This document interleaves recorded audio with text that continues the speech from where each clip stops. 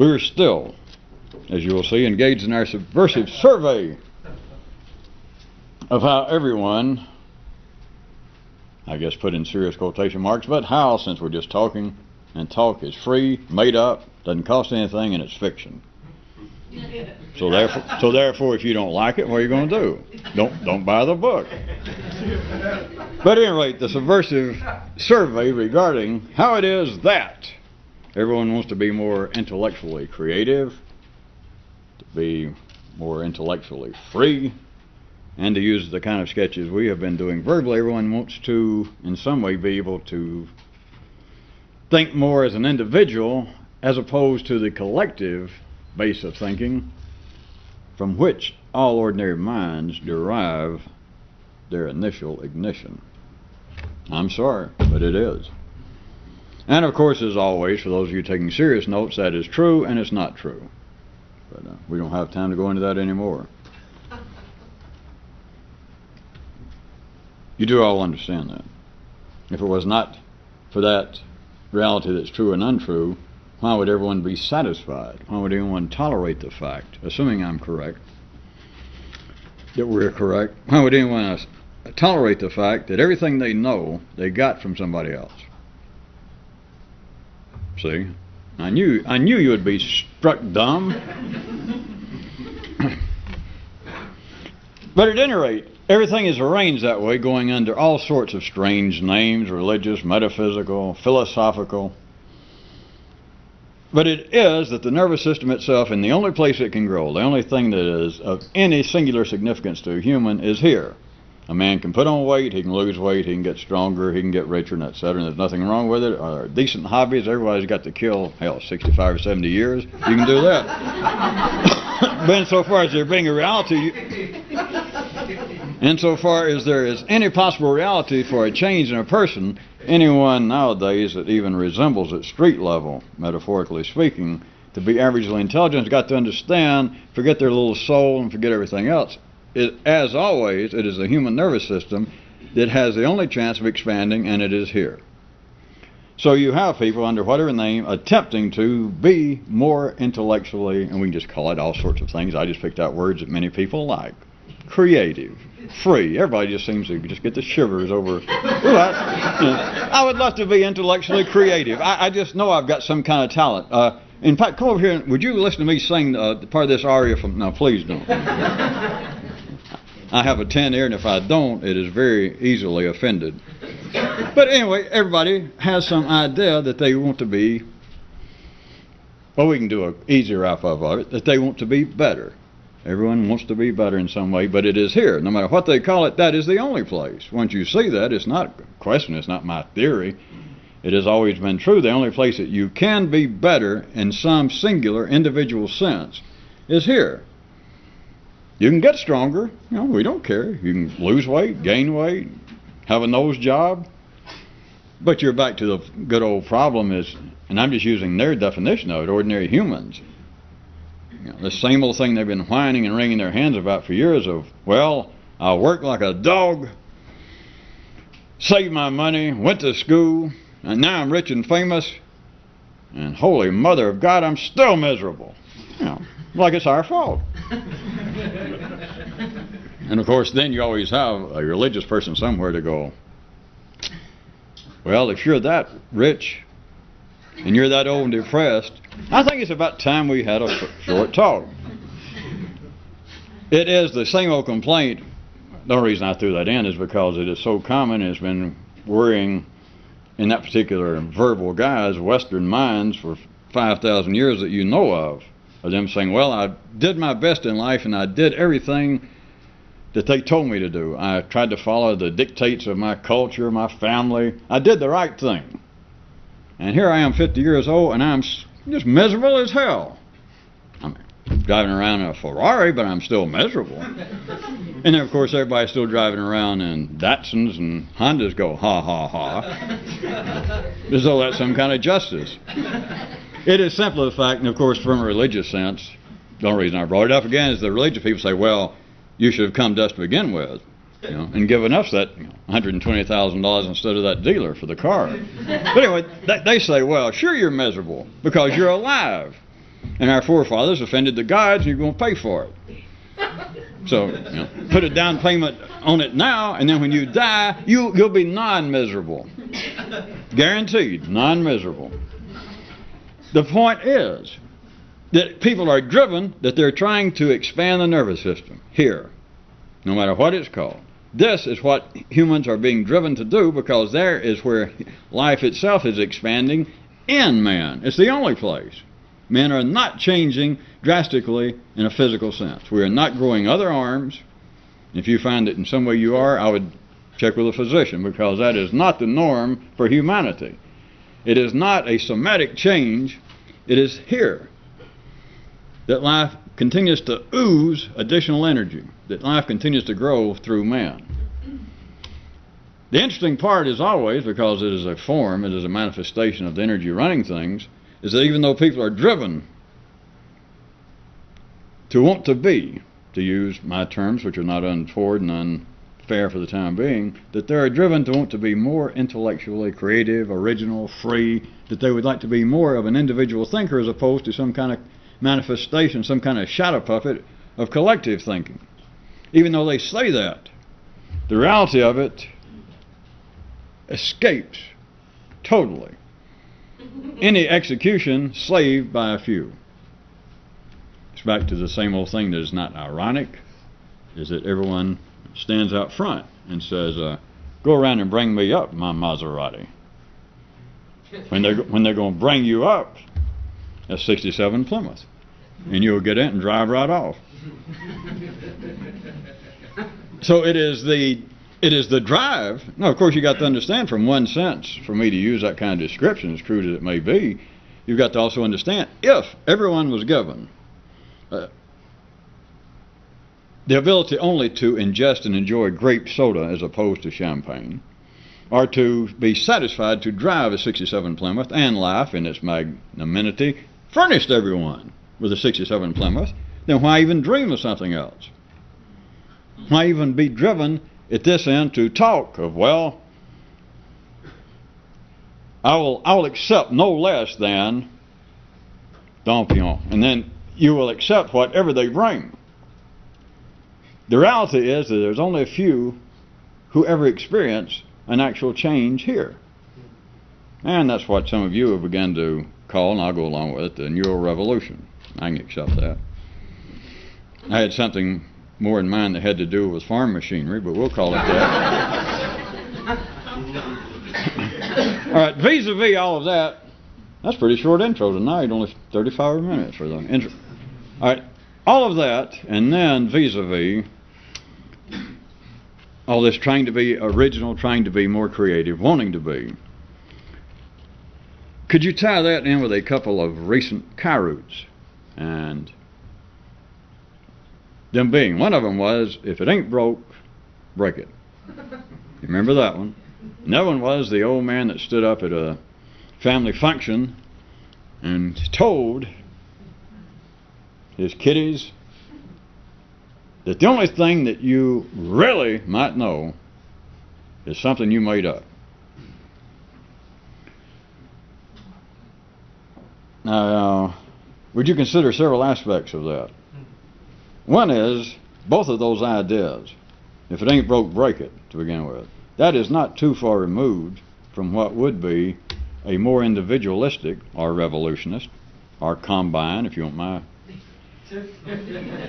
but a more intellectually rebellious, individualistic attitude and approach. It would be, in a sense, it'd be a kind of intellectual disassembly.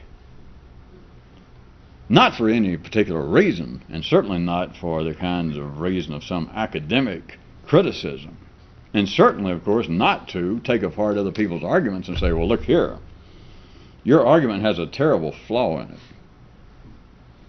I mean, if it's a reasonable person you said that to, they're going to take their bag and say, I know, that's why I got to go. For those of you that enjoyed that earlier Kairos this evening, which obviously, I don't know who you enjoyed it, nobody remembers it, but it is not the attack, it is not a critique of other people's thinking. But it is a kind of intellectual disassembly of the collective thought going on, because that's the only place you've got to start. It is only the dreams of real. What shall we... Intellectual fig Newtons. Well, I was trying to think of something that didn't sound so harsh. Well, it would only be the kind of approach of very mechanical, just automatic intellectual rebels, the kind of people that would be sitting around in coffee shops with berets on, or they would 30 years ago, and they'll rebel against whatever you got. You know how that goes. It would only be them that would be rebelling against what other people thought, and it's them, those people throughout history, and oftentimes they have writ books and got them even published, that dream that in some way that we should have started, or that you could start, on the good foot, regardless of the fact that James Brown wasn't around back then to get people, before such other musically inclined people as Moses and Buddha and Confucius got hold of the human mind. Their idea is reflected in the fall from grace, to use a Christian story, that in some way men made a terrible fox pass. Faux pas for you people up north. And that it could have been avoided. Which, you've got to obviously say that, or no one would ever put anything in the collection plate. Because if you said, well, humanity has run amok, and of course everybody's sitting there assuming they belong in a temple or a church, they go, well, yeah. And they're saying, and we shouldn't have done it. And don't be so crude. It's to say, well, I didn't do it. Your genes did it. Humanity did it, and you're going to pay for it. It is the belief, you understand, that it could have been otherwise. And that easily translates into, since it could have been otherwise, then you should have done otherwise, and why are you so dumb? Or in their case, why are you so sinful? Why have you missed the mark? Why are you so undeveloped? That is, they believe that in some way men could have started out some other way. I won't even ask you rhetorically, did that get confusing enough? Because I know. It's the dream. Let me put it to you this way. Let's go from the kind of symbolic use that Kyruk makes of the old man and the kid, which is actually the nervous system in one person. Think about the idea that all of you have been witness to, of people believing that they can raise a better child. And I don't mean just the B.F. Skinners. You've got people around throughout history that say, well, I am now a grown person. I realize the folly of my younger days. I am so much wiser now. I'll have a child, and I'll bring him up damn near perfect. I'll protect him from this and that. I won't let him ever hear a goddamn curse word. Sorry. I won't expose him to booze. I will protect. I will grow up. I will just raise. Even though we're not in Nepal or somewhere where you could actually get a job in that line, but I'm going to raise like a new little incarnated Buddha. A perfect little person. And if you try that, which many people have, in case you've never seen them, and if you haven't, you're lucky, because what you raise is something that makes these kind of those horror movies of Damien and these little kids that go around, This kind of kid will make those movie monsters look like slow walkers. What they're attempting to do is to reach into the genetic scheme of human life inside the life of life itself, and in some way raise someone who has no base. They're attempting to take what would be a six-dimensional object and suddenly start it in a five-dimensional reality, which is not that it can't be done, it's just that they can't do it.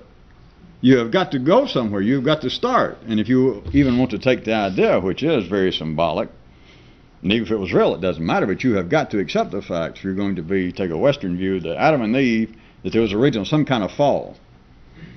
All that fall is the nervous system started talking.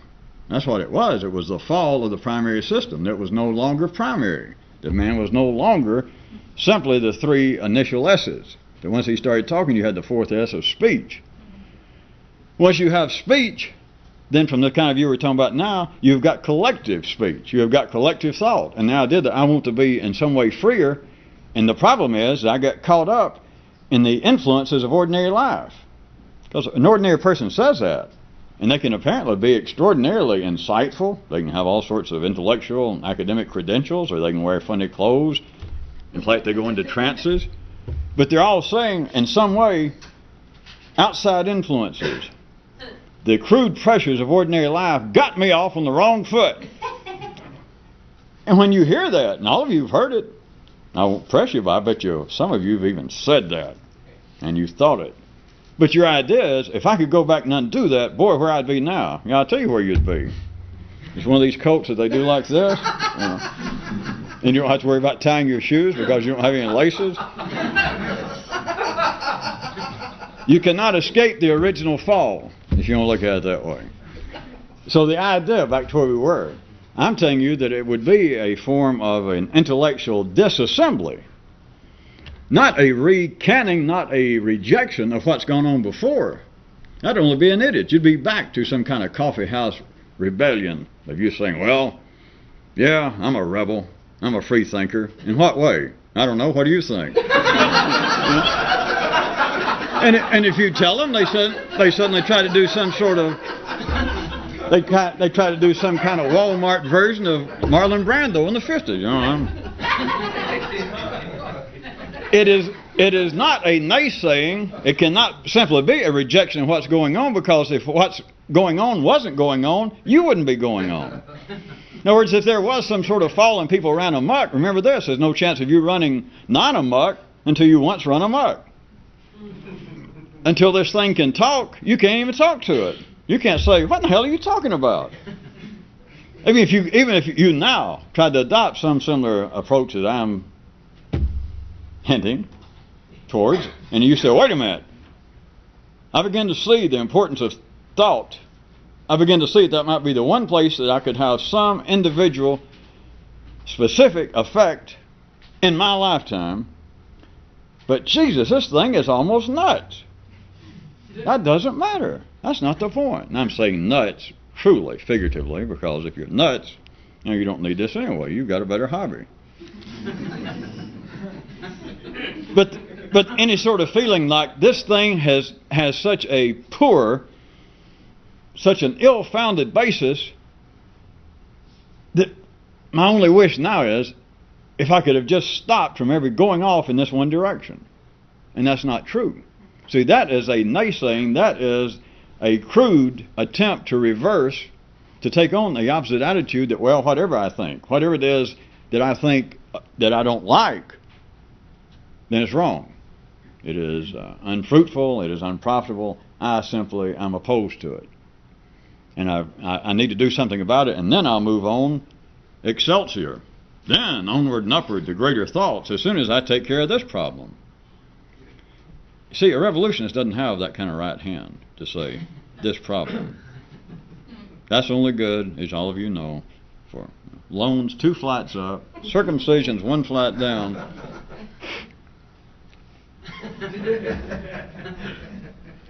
It would be a kind of intellectual disassembly, not because it's wrong. And if that still does not strike you exactly right, those of you that have heard some of this before, then consider it another way. This is a kind of, it is the reality of thinking more than you have to.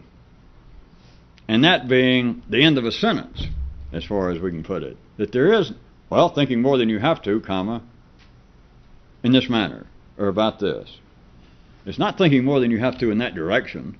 It's not the collective source of thought saying about any given subject, whatever it be, that, well, blah, blah, blah, blah, blah. And you think, well, all right, I've heard that. That seems to be the accepted wisdom of my day and time, but I'm going to think more than I have to. And your thinking more than you have to is you try and look at it and you attempt to take their kind of instrument that they're using to look at it, let's say a telescope, figuratively speaking, and you attempt to reverse it. And you call that thinking more than you have to. Of course, you call it that, you don't know what it is, because thinking more than you have to is not taking an opposite approach. But it is a kind of breaking up. It is a kind of intellectual disassembly of what the collective thinks. And I just can't stay there anymore because I don't have another hand gesture that fits it except that one. Well, all right, this one, but I know some of you don't particularly have a taste for jazz, improvisational gestures, so.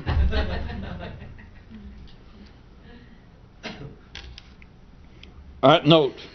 How about another way? There was another chi root, come to think about it. You could look at it and say that ordinary thought, ordinary mentation, that is drawn from the collective, that is where everyone starts thinking. Everyone. Did you say everyone? What are you, deaf? Everyone. Thank you.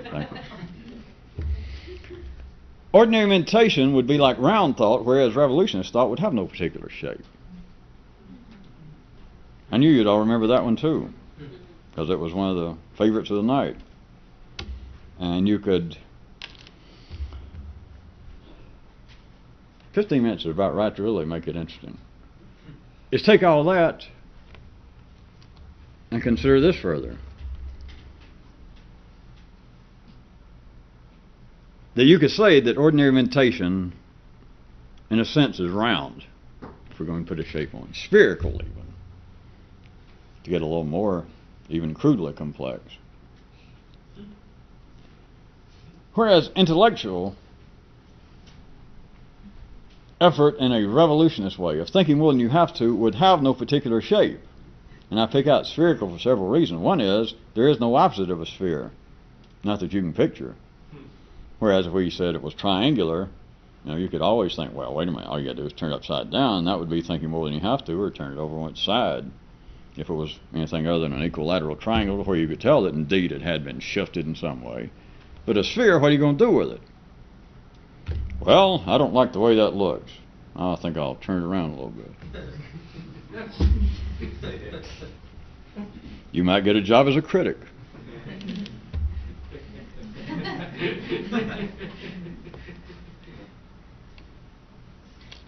But the interesting part I was going to make, we'll see how interesting it is. Obviously, we'll let you be the judge of it. This could be very short. But even though we could say that ordinary mentation is round, because it is, it's also linear, but it's round, because it fits, it's cozy, it seems to wrap itself up. A sentence is like a sphere. It's got a beginning and it's got an end. All reasonable thought is spherical. It is, to drag in our other picturizations, it is the three-dimensional spiral merry-go-round. It all makes some kind of sense. Even if it seems to be open to some further investigation, that there may be variations of it coming up tomorrow, next year. But for the time being, things are reasonable, spherical enough that we're all standing here, we're alive, got all these great electronic gadgets going on. But here comes the part I thought somebody might find interesting. In that sense of it being round, as opposed to having no shape, this kind of self-referring, this kind of polar-based system still cannot see that no matter how outrageous it would turn out to be, that anything that is so within that system, its opposite is comparably so. Now, if anybody find that interesting, anybody's ordinary mind say, wait a minute. That's exactly the opposite from what I know darn well you said 5 minutes ago. Picky. Jesus. Some of you people should be watching Bowling for Ducks or something. Where the rules are a little less stringent. Professional wrestling for the mind with hand puppets. Maybe that's what we should call this.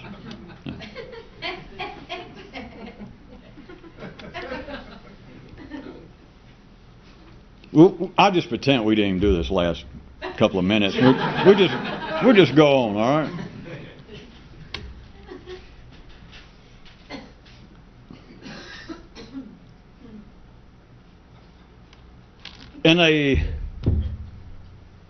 From a revolutionist view,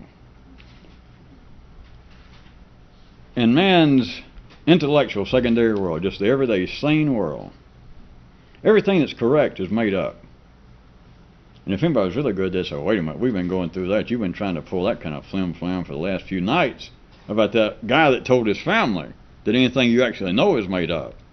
And then you might even point an accusing finger at me. Watch it.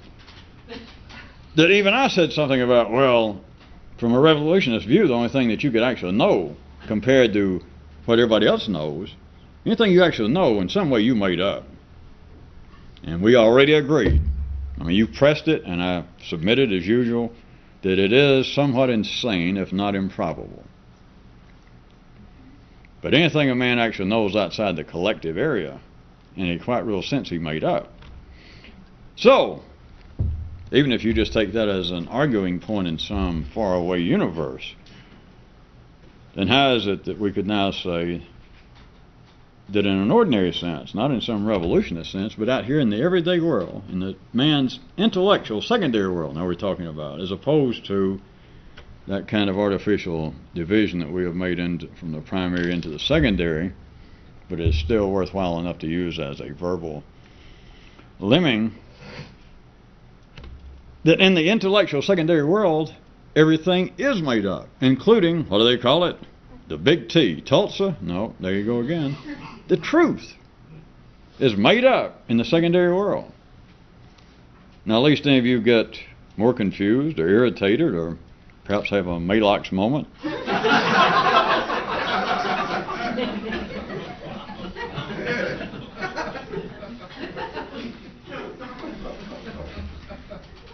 Just consider. Now, we're talking about the truth. I'm not attacking it, as you know. What they call the truth out in the world, all the way from anything never considered as a religious given, a moralistic truth, scientific reality. In the secondary world, anything, for the sake of our description, that would go beyond the three S's, that which, if a man did not have a functioning intellect, would keep him alive the same way as a lemming, for those of you that confused an outline with a feral beast. All right, a beaver. Some of you like that better. At that level, you do understand, or your dog. Your dog cannot make up anything. If in any way an animal without a functioning intellect, without a speaking intellect at this level, here in a three-dimensional reality, if they could make up something, it would prove to be suicidal, whatever it was. They would be taking on unnatural habits. They simply could not make up anything, and if they could, which they couldn't, but if they could, it would not be a boon, it would be a disaster. It is only man's secondary world in which things can be made up. Yeah, but that's not the truth. What is it? There were a couple of coyotes tonight. Well, anyway, that's what made up would be. I'll get to that in a second if we have time. And in the intellectual secondary world, wherein everything in a quite real sense is made up, you understand that, surely. There's no attack on it. It makes it no less. It makes it no less interesting. It certainly makes it no less important. But compared to screwing, the theory, Einstein's first, the theory of relativity, is ordinary law, is made up, no matter how you look at it. The idea that God is good is made up. Anything that can be said is made up. Now, it's only ordinary people, of course, then want to, as they're supposed to, put extraordinary importance on certain words. Wait a minute. Don't be using references to human carnal operations in the same breath that you would the magnificence of the gods in religion. That certain words are of more importance than others. Even they don't hear what they're saying. If it's words, it's made up. No, wait a minute. No. If it's in the secondary world, in a quite real sense, it is made up as opposed to the primary world, in which we all live with both feet. If you're dealing, which you are, with that secondary world, that is where you are unique. All right. Well, that's where you're unique compared to a Rottweiler. Well, I don't know, or a beaver, because some people can tell Rottweilers apart, but most beavers look more or less alike. And as they say out in wood lore, the beavers have a very sort of mundane lifestyle, and you can't tell one from another that easily. But anything that's going on in the secondary world is made up, and it has certain ramifications that we were already mentioning. Well, let's start from a slightly different view, turn it around a little bit. Anything that is symmetrical and can be reversed is made up. You didn't lose your place. That's where we were only, my God. 7 years ago. No, it was about 20 minutes ago. If you can see that whatever is said, that it is comparably true in the reverse, then it's made up. It's not open to... Well. Of course, the ordinary mind, now this is the part that I said we'd see if it was any of interest, and then I went ahead and said, well, let's forget it, because you feared the worst, and I did too. Everything, not just that the man said in the cow root, that anything you know that could be of some extraordinary importance, or an unusual old man telling his own year old kids, that if there is anything that you actually know as opposed to something else, whatever it is, but if there's anything you actually know, you made it up. Now, as insane as that is, to move from there to say, well, then everything out in life, everything that everybody knows in the secondary world, is made up. Everything in the secondary world is reversible. And again, the ordinary mind would say that's not true.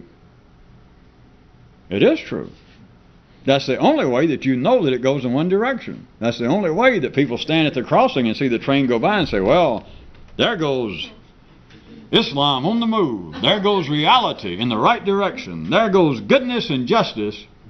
How do you know that? Well, just because on the tracks just on the other side of that train, or if you wait just a minute, you'll see it going by on the way to injustice, hostility, evilness, dumbness, badness.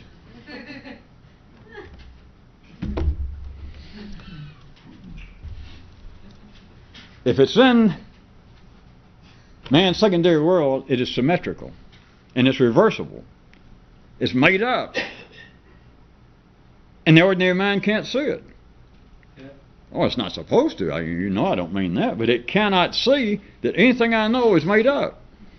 And in fact, if we took ordinary people and we were pushing along the lines I just brought up, if I started really pushing it toward religion and morality, and I said, you know, whatever you believe is true in your religious sense, whatever it is you think is true, sir, the opposite is comparably correct. You start getting people to become all the way from extremely, how shall we say it, resistant, up close to wanting to play Cardinal Fine, that they want to start the Inquisition again. Oh, wait a minute, you're going too far. You can't talk about religion that way. You can't talk about my religion. Talk about other people's religion, because they're wrong anyway, but not mine. The train is going this way. I know what's right. That's why I am a blank. Presbyterian, Jew, Christian, because I know it's true. But there's only a way that you know in a finite world that the track's going that way. That's because they also go that way. And they say, yeah, but that's the wrong way. Be that as it may, they go that way. There is a symmetry to everything in a finite world, because everything in a finite world is made up. Everything made up is symmetrical. You cannot make up a one-sided idea. I don't care who you are. The mind, well, we won't say I don't care who you are. The ordinary mind cannot make up an idea that is not symmetrical.